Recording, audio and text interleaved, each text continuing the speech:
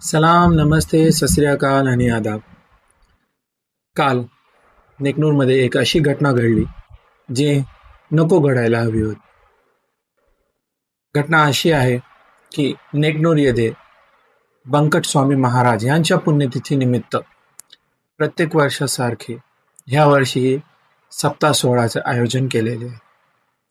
ह्या सप्त्यात येण्यासाठी काही महिला रिक्षात बसून ते मेन रोडच्या दिशेने सप्त्याकडे जात होते.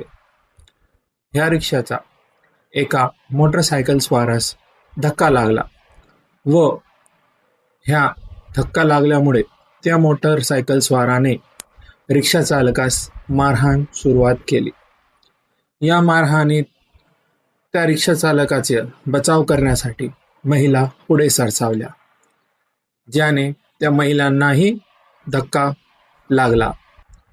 अशात ह्या दोन व्यक्तींचे भांडण काही निर्लज्ज राजकारण्यांनी त्याला जातीवादीचा रंग दिला व पूर्ण गावात तणावाचे वातावरण निर्माण केले.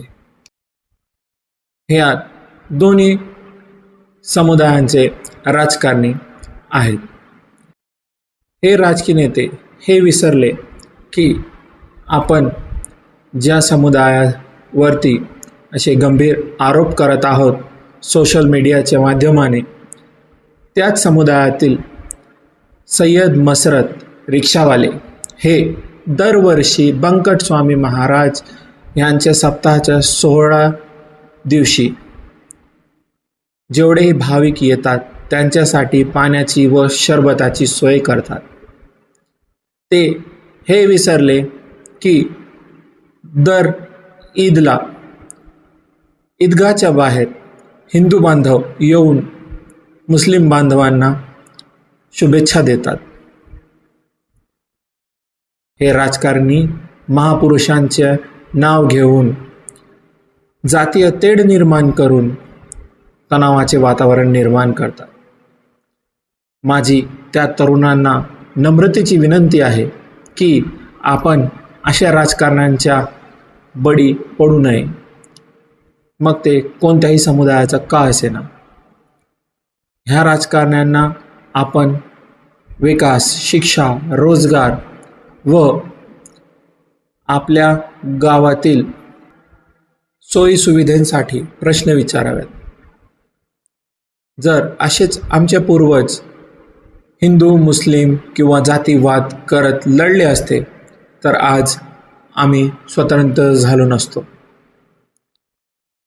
युवकांनो, विचार करा. जातीवाद, धर्मवाद आणि महापुरुषांच्या नाव घेऊन तणाव निर्माण करण्याने तुम्हाला काहीही भेटणार नाही. तुमच्यावर कारवाया होतील, तुमचे करिअर उद्ध्वस्त होतील. काल जे घडलं ते उचित नव्हतं, ते निंदनीय होतं. पण अशा गोष्टींना मध्यस्थी करून संपवण्याऐवजी त्यात तेल ओतण्याचं काम आपण करत आहात.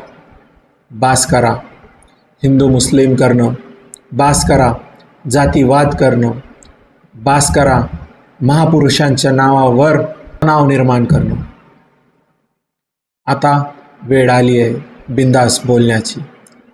बिंदास बोलत राहा आणि बिंदास बोल सोबत जुळत राहा. धन्यवाद.